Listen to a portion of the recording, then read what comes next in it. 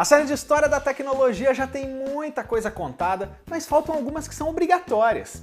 E chegou a hora de mais uma delas, a Apple, a querida maçã, que lança ou populariza tendências e tem uma trajetória menos estável do que você imagina. Mas antes desse resumo gigante, deixa aquele joinha porque o vídeo está bem longo e bem legal. Se inscreve no canal se não for inscrito e toca no sininho para ser avisado cada vez que tiver vídeo novo aqui no canal. Beleza? Agora vamos lá para a história da Apple. Primeiro, a gente precisa falar rapidinho sobre a dupla de cofundadores. Você sabe quem são? O Steve Jobs e o Steve Wozniak. O Jobs é adotado de pai biológico sírio, mas cresceu na Califórnia, na região do Vale do Silício, e das futuras startups entre as cidades de Mountain View e Los Altos. Logo criança, o jovem desenvolveu duas paixões, literatura e eletrônica, com um estilo de vida meio hippie, seguindo as modas da época e já bem minimalista. Mas nesse momento, minimalista porque ele não tinha dinheiro mesmo. Ele chegou até a começar uma faculdade no Reed College, mas largou depois de alguns meses. E um estágio de verão na HP foi o seu primeiro contato com a indústria da tecnologia. Aí, em 1971, ele foi apresentado por um amigo em comum ao xará mais velho, filho de um engenheiro e aluno de Berkeley, expulso da primeira faculdade por hackear computadores. O Wozniak, o Woz, era fanático por eletrônica e queria desenvolver um projeto próprio. Ele tinha 21 anos, o Jobs tinha 16. Mas antes do sonho, veio uma malandragem. Só a partir de um artigo de uma revista, o Woz construiu uma Blue Box, que é tipo um telefone pirata para chamadas de longas distâncias sem custo. O Jobs era o cara do marketing desde o começo e chegou a vender algumas unidades para conhecidos. A dupla viu aí então que trabalhava bem junta, se completava e logo viria um projeto mais sério. E aí a gente viu também o desenvolvimento da personalidade dos dois. Quando trabalhava na Atari, em 1973, o Jobs pediu ajuda para o amigo para criar uma placa de circuitos para o clássico Breakout, já que ele não fazia ideia de como fazer isso. O Woz não só fez o trabalho, como melhorou seu design, ajudando indiretamente a Atari. O problema? O Jobs não dividiu o pagamento igualmente e escondeu um bônus do futuro sócio, porque estava meio apertado de grana na época. Os dois se perdoaram e o jogo seguiu. Em 74, o Jobs volta de uma viagem cheia de experiências na Índia e começa uma de suas várias dietas só à base de frutas. Ele inclusive passa a visitar com frequência a fazenda de maçãs de um conhecido, e daí começa a preferência por esse tipo de fruta. No ano seguinte, ele e o Woz começam a frequentar o Homebrew Computer Club, um grupo de apaixonados por computação. Naquela época, gostar de computadores significava tanto curtir aqueles mainframes imensos, que ocupavam salas inteiras de laboratórios, quanto os kits de montar o próprio dispositivo básico em casa, o que exigia muito conhecimento técnico. E essa segunda foi a oportunidade da dupla de colocar em prática o sonho do Woz de fazer um equipamento só seu. Usando peças descartadas e compradas na região, nascia aí o Apple I. Quem hoje vê o Apple I mal reconhece aonde aquilo é um computador. Na verdade, ele é mais uma placa, com processador, memória e conectores, vendida sem um gabinete monitor ou então periféricos. Para usar com segurança, o melhor era mesmo uma caixinha de madeira, e esse modelo ainda tinha a vantagem de funcionar em uma TV tradicional. A simplicidade e funcionalidade conquistou a galera do clube, e o Jobs fechou o primeiro contrato da Apple com a loja de um dos frequentadores, 50 unidades. O crédito dessa venda é usado para encomendar as peças e durante um mês, ele, o Woz e alguns colegas fazem maratonas na garagem dos pais do Jobs para deixar todos prontos. A dupla precisou até vender algumas coisas para fechar o orçamento, com o Woz sacrificando uma de suas calculadoras científicas da HP de estimação. No fim, os modelos foram comercializados por $500 para a loja e mais tarde um pouquinho mais caro para o público. Em 1º de abril de 1976, a Apple Computer era oficialmente fundada na Califórnia por Steve Jobs, Steve Wozniak e Ronald Wayne. Peraí, quem? Pois é, tinha um terceiro elemento aí no começo, mas o Wayne não queria riscos financeiros de apostar numa empresa pequena daquelas, porque tinha se dado mal num negócio parecido. Ele só ajudou a assinar a papelada e semanas depois vendeu os seus 10% da empresa para os outros dois e pulou fora. Em entrevistas décadas mais tarde, o quase milionário diz que lamenta mas que é a vida. E vale lembrar que nesse período a primeira logo da Apple é super rebuscada, com uma ilustração que faz referência a Isaac Newton, o físico das teorias da gravidade. E durante todo o ano de 76, o Apple I começa a ser vendido oficialmente e exposto em feiras da área. Como foram só 200 unidades, uma fabricação totalmente caseira, cada uma virou item de colecionador e hoje vale uma nota em leilões. Aí, em 3 de janeiro de 77, a Apple Computer vira uma empresa incorporada e começa a contratar executivos experientes para cuidar da administração. Chegam o primeiro investidor, o Mark McCullough, e o primeiro CEO, Michael Scott. Não é esse Michael Scott. What? E a logo vira uma maçã já mordida, porém colorida com as cores do arco-íris. Com o primeiro computador um sucesso, é hora de partir para o próximo. O Apple II sai em abril de 77 e é o primeiro grande sucesso comercial da empresa. Ele agora tinha um corpo de plástico, bem elegante para a época, e era capaz de reproduzir gráficos coloridos. O modelo rodava aplicativos de planilhas e cálculos, o que tornava ele ótimo para o mundo corporativo. O Apple II ganhou várias sequências com versões atualizadas, com novos componentes, mas eu vou repetir muito isso no vídeo. Não dá pra falar de todos aqui ou a gente nunca vai avançar. E olha só, a crítica maior da imprensa na época é um aspecto que tá aí até hoje, o preço. Quase $1.300 na época, o que é muito mais hoje em dia. Em dezembro de 1980, a Apple faz a sua oferta pública de ações e nesse momento ela já é respeitada na área, mas não é gigante. O McCullough, o primeiro investidor, agora é o CEO e a empresa experimenta nesse ano o seu primeiro fiasco, o Apple III. A ideia era ser uma grande atualização do anterior, mas ele teve problemas em absolutamente todos os processos de design, fabricação, funcionamento, até o recall o produto sofreu por superaquecer. O lançamento já atrasado aconteceu no fim do ano e não empolgou. Em agosto de 81 chegou o IBM PC, que foi uma verdadeira revolução no conceito de computadores domésticos, criando a primeira grande rivalidade da maçã. Uma versão revisada foi lançada, mas a estratégia da empresa foi retornar para a geração anterior, o Apple II, e não aposentar esses modelos ainda populares. Nesse começo de década, a empresa também diversifica a sua linha de produtos, lançando periféricos próprios, começando por impressoras, como as primeiras desse segmento, mas depois vindo também drives e monitores. Em 83 veio o segundo grande fracasso, o Lisa, computador desenvolvido ao mesmo tempo que o Apple III e igualmente amaldiçoado. Por problemas internos e no produto, ele foi péssimo comercialmente e era caríssimo até mesmo para os padrões da Apple. Milhares de unidades não vendidas foram descartadas num lixão, tipo o que rolou com a Atari no crash dos videogames. Mas o Lisa tinha as suas qualidades, que seriam aproveitadas mais para frente. Esse foi um dos primeiros computadores do mundo que tinha interface gráfica visual para navegação e um mouse, que eram inovações que o Jobs e sua equipe pegaram no Xerox Palo Alto Research, o PARC, depois de uma visita de vários dias ao local.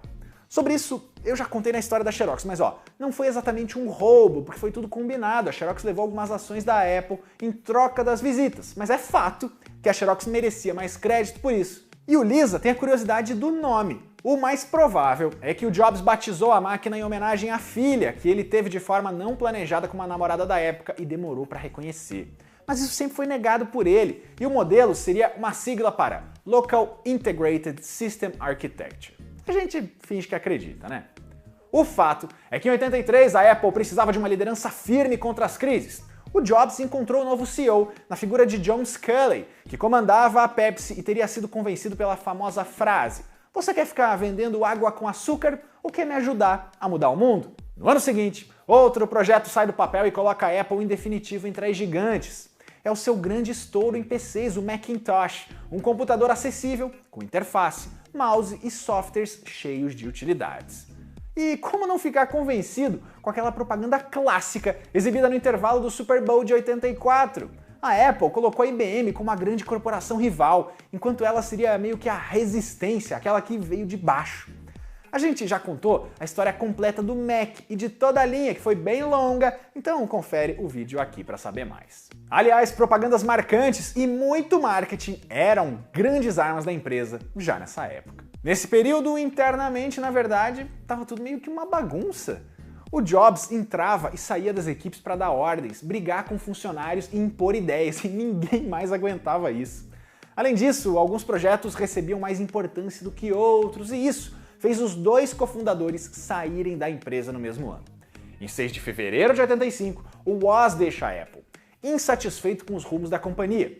Ele chegou a ficar um tempo como conselheiro oficial, mas hoje só comenta por cima e até critica algumas das novidades. Mais tarde, o Steve Jobs é forçado a se demitir, depois de brigar com o John Sculley e com o conselho. Nós já temos um vídeo aqui só sobre esse episódio da demissão, com todo o contexto completinho. E olha que bonito, quando as histórias vão assim, sabe, se completando, se ligando. E a gente aqui não vai endeusar a figura do Jobs também não, viu? Mas é fato que depois da saída dele, a empresa perdeu a mão em algumas coisas. Por exemplo, ela começou a colocar mais e mais atualizações dos seus modelos no mercado, com nomes quase iguais, ou 2, 2C, 2E, 2T. Isso confundia o consumidor e canibalizava os próprios produtos. Fora os vários Apple II, com os Macs também foram um atrás do outro. Ela não acertava a mão nem quando queria inovar um pouco, como foi com o Macintosh Portable em 89. Aliás, outro nome importante que a gente precisa citar aqui é o de Jean-Louis Gasset, que não foi CEO da Apple, mas meio que herdou o cargo do Jobs na equipe do Mac e ficou por anos coordenando o desenvolvimento de produtos. Ele era um dos maiores desafetos do Jobs e teve altos e baixos na empresa. Com a virada da década, a Apple vê a IBM disparar em PCs e vê também a Microsoft despontando em softwares e sistemas operacionais. A solução foi criar mais linhas de produtos, como os computadores Quadra, Centris e Performa, aumentar as impressoras LaserWriter no mercado e fazer uma parceria com Motorola e IBM, que cobraria o seu preço depois. Essa é a aliança que fez a maçã escolher pelos processadores PowerPC, que garantiram um certo diferencial no mercado, mas agora isso é visto como um erro, já que os chips da Intel eram uma alternativa melhor e foram vários os problemas de compatibilidade com softwares e também com plataformas antigas do Mac.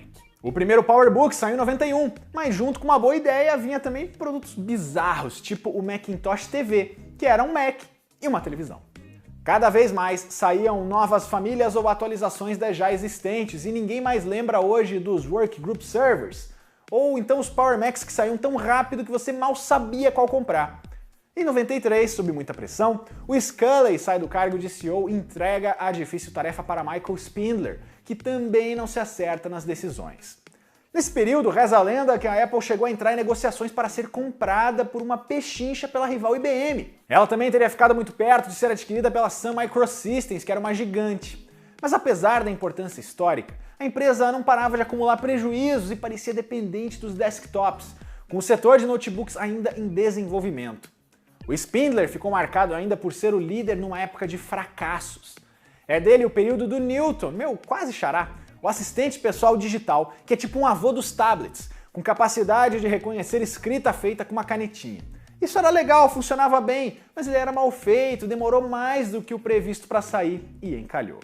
Em 94, teve a linha de câmeras digitais QuickTake, uma das primeiras do mercado, logo ultrapassadas por marcas especializadas. Tem ainda o console Pippin, pois é um console, feito em parceria com a Bandai em 95 e também um fracasso. Nem em sistemas operacionais a fase era boa, porque o macOS Copland foi cancelado após 2 anos de desenvolvimento. Em 1996 entra Gil Amelio, que fazia parte do conselho e agora tinha dura tarefa de estancar o sangramento financeiro. Ele tomou decisões mais duras, mas não deu certo, e esse foi o pior ano da história da Apple financeiramente. Mas foi ele também que adquiriu e absorveu nesse ano a empresa Next, justamente a fundada por Steve Jobs durante o período de afastamento.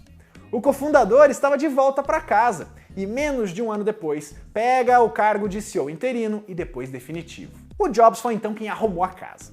Com carta branca, ele começa a descontinuar uma série de produtos para que a Apple volte a focar em poucos setores.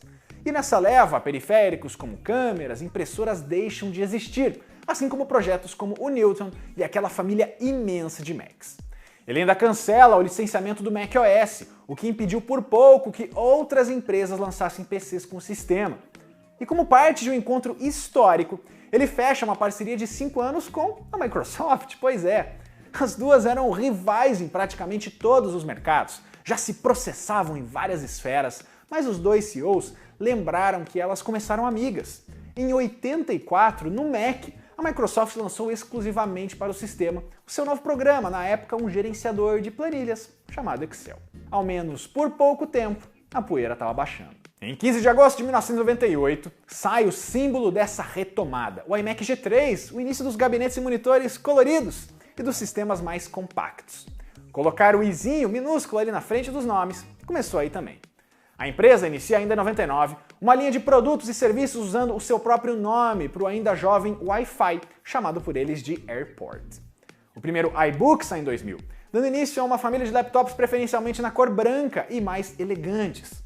E em 2001, dois grandes lançamentos. O macOS X, que é o sistema operacional para os computadores da marca, com atualizações anuais, e o primeiro iPod, que foi o grande símbolo da música portátil e foi também o primeiro vídeo da série de história da tecnologia. O aplicativo iTunes é do mesmo ano, primeiro só como uma biblioteca para músicas, depois virando uma das maiores lojas digitais da área. E começa aí também outra revolução, as lojas da marca Apple Stores como uma experiência de consumo. As primeiras no formato estudado e planejado pela equipe de Jobs, abrem nesse ano na Virgínia e na Califórnia. Com as linhas mais enxugadas, a gente começa a ver produtos com visual mais ousado e também trabalhado, tipo o Power Mac G4 Cube de 2000. O responsável por ele estava cada vez mais respeitado na empresa, Jonathan Ive, o Johnny Ive, que virou outro grande símbolo dessa fase. E olha só outros lançamentos desses anos. O Mac Mini de 2005, o primeiro MacBook Pro e o iMac de 2006, a Apple TV em 2007 e o Mac Pro de 2008, que depois ganhou a famosa versão lixeira e depois o ralador de queijo. Essas linhas foram atualizadas ao longo dos anos, mas de forma mais organizada do que antes. E claro que a gente não se esqueceu do iPhone de 2007, que também não foi o primeiro smartphone do mundo, mas virou um símbolo. Mesmo sendo um produto caro e menos diverso em formato e preço que o Android, o celular da Apple domina metade do mercado norte-americano e é a terceira maior fabricante de celulares do mundo.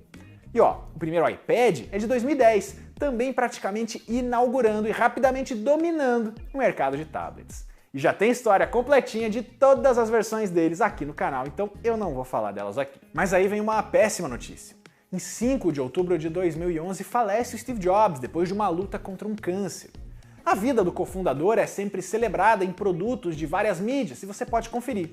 A biografia escrita por Walter Isaacson é super completa e os filmes biográficos, no mínimo, valem a assistida. Quem assume o lugar dele é o Tim Cook, que já assumia quando ele tirava licenças para cuidar da saúde. O estilo dos dois são bem diferentes, o Tim é menos enérgico, mas ele faz escolhas muito interessantes e foi considerado o sucessor perfeito. Os lançamentos não pararam, como o Apple Watch em 2014, virando líder absoluto nessa indústria também e transformando o acessório muito mais do que só em um produto de luxo no pulso, mas também um companheiro na saúde. E 2015 é o último ano da Macworld, uma das maiores feiras de tecnologia individuais do mercado, palco de grandes anúncios e talvez das maiores performances do Steve Jobs. Mas a Apple já não participava delas bem antes, em 2009. Hoje, as conferências da empresa são mais ou menos parecidas. Tem a WWDC, o evento dos iPhones e às vezes ali algum outro isolado. Agora, em 2020, todos feitos de forma gravada no campus da empresa. Há anos, a Apple não participa de feiras gerais, com estandes na CES ou na MWC. Entre os novos modelos, tivemos em 2018 os AirPods e o HomePod, e nem tudo deu certo.